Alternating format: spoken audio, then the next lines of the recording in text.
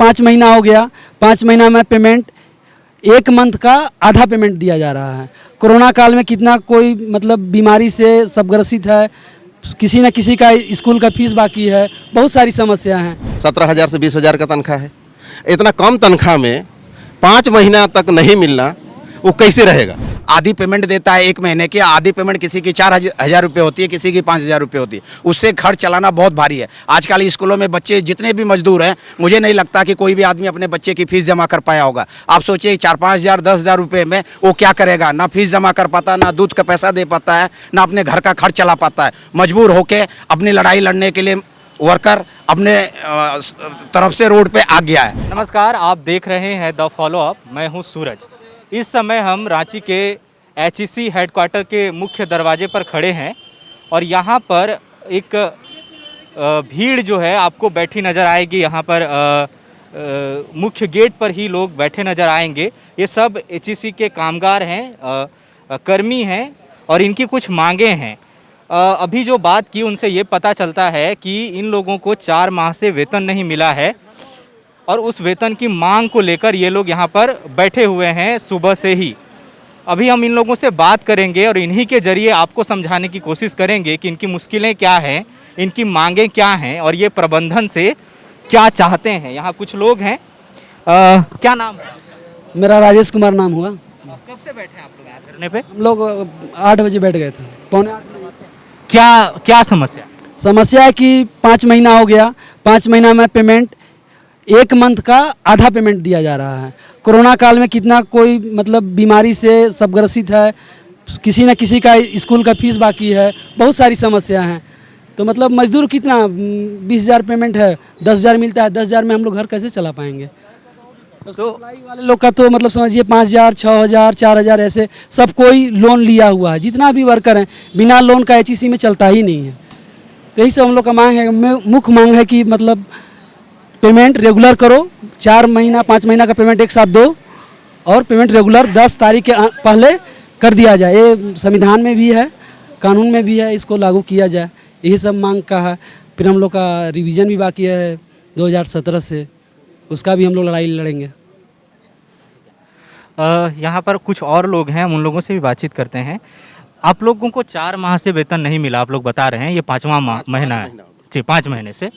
तो पहले प्रबंधन से बात हुई होगी। अभी इस दौरान पिछले कुछ दिनों में क्या हुआ कि आप लोगों को आखिरकार अपने ही मतलब संस्थान के हेडक्वार्टर के बाहर धरने पर बैठना पड़ गया? देखिए, हम लोग सभी मजदूर जो है काम करते हैं। 2 तरह के मजदूर है, अस्थाई और अस्थाई। अस्थाई मजदूर जो है उनका भी बहुत ज़्यादा तनख्वाह नहीं है, पे रिवीजन हुआ नहीं 17 का। और जो कैजुअल में है उनका 17,000 से 20,000 का तनख्वाह है। इतना कम तनख्वाह में 5 महीना तक नहीं मिलना, वो कैसे रहेगा? और बाहर से भी लोग आए हैं, है ना। और जो यहाँ है, यहाँ का जो डिस्प्लेस है उसका भी सब खेत ले लिया। बाकी था उसमें विधानसभा तो सचिवालय सब बन गया, तो कहाँ खेती भी ख़त्म है स्मार्ट सिटी बन के। तो जो हमारा अनाज था वो भी चला गया। जो नौकरी कर रहे हैं दाम नहीं मिल रहा है उसके भी। अब कोई ताज़ा खबर बता रहे हैं कि महीना दिन भी नहीं हुआ है, हम लोग के HME प्लांट के स्टोर जो है मेन स्टोर में अखिलेश सिंह भूख से मर गए। उनका बेटी की शादी था और कोरोना काल में शादी नहीं हुआ। शादी के बाद जब इधर शादी तय होने लगा तो पैसा नहीं है 5 महीना से, उसका तो 6 महीना हो गया। कुछ ऑफिसर ग्रेड जो है उनका 6 महीना चला गया। वो डेथ करके भूख से भी मर रहे हैं हमारे मजदूर। तो हम मरता क्या नहीं करता, उसी करके हमारे मजदूर साथी लोग और लीडर लोग आज 1 दिवसीय जो है ना मुख्यालय को जाम किए हैं गेट पर। तो एक ही मांग है कि हमको तनख्वाह दो। तो अभी मान लीजिए आप लोगों की प्रबंधन से बातचीत हुई होगी सैलरी के बारे में, उन लोगों का क्या कहना है? कुछ भी बात? अभी प्रबंधक के लोग आए थे, हमारे जो प्रतिनिधि मजदूर प्रतिनिधि गए हैं। अब उधर से क्या लेके आते हैं, जब तक सही अगर मांग नहीं लेके आते तब तक हम लोग डटे रहेंगे। तो यहाँ पर बातचीत करके ये समझ में आ रहा है कि 2017 से जो इनका पे रिवीजन होना था वो नहीं हुआ, जो सैलरी का रिवीजन होना था। इसके बाद ये 5वां महीना है जब सैलरी नहीं मिली। यहाँ पर कुछ और लोग हैं, यहाँ पर हम पीछे चलेंगे जो मजदूर बैठे हुए हैं और उनसे भी बातचीत करेंगे कि आप ये लिख रहे हैं काम का उचित दाम दें।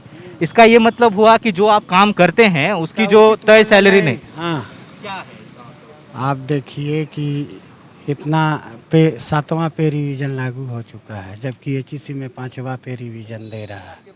तो इसमें मजदूर क्या करेगा, आप बताइए। मजदूर क्या करेगा, यहाँ का मैनेजमेंट बताए कि जो उचित दाम है, मजदूर का हक है जो, वो मजदूर को दे, बस। और क्या चाहिए।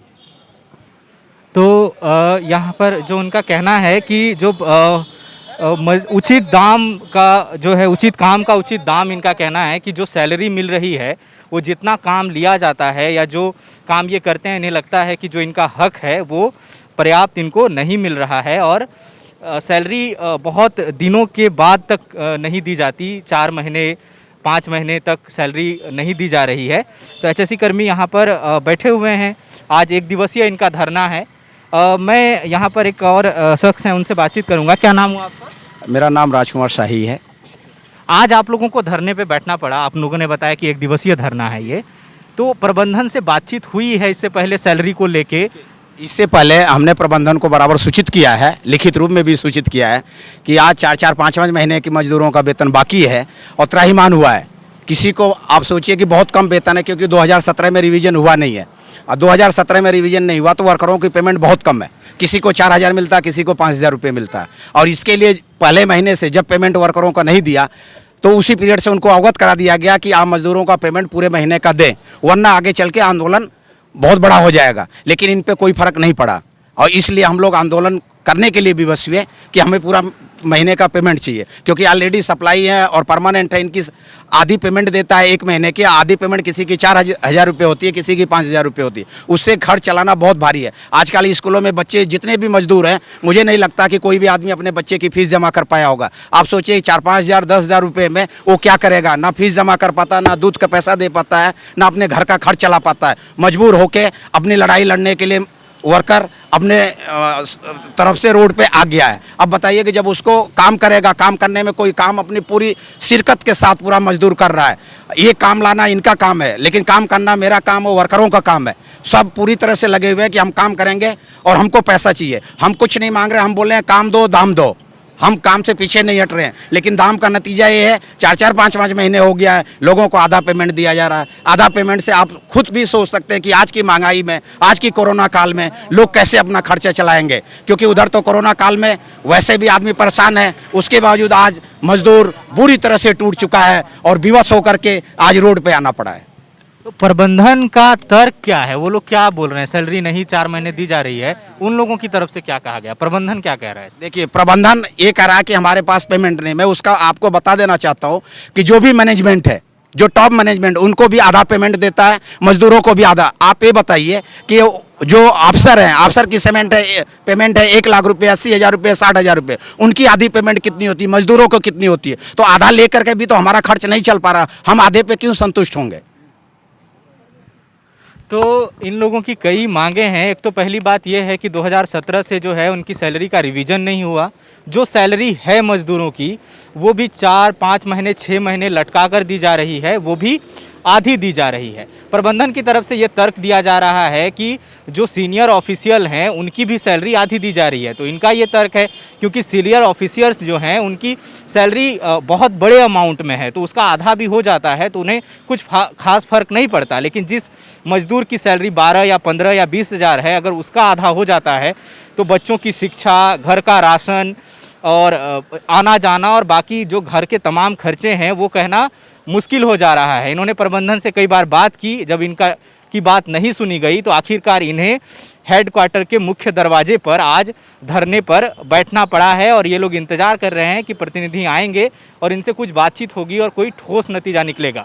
अपने सहयोगी ऋषभ के साथ मैं Suraj, the follow up, Ranchi.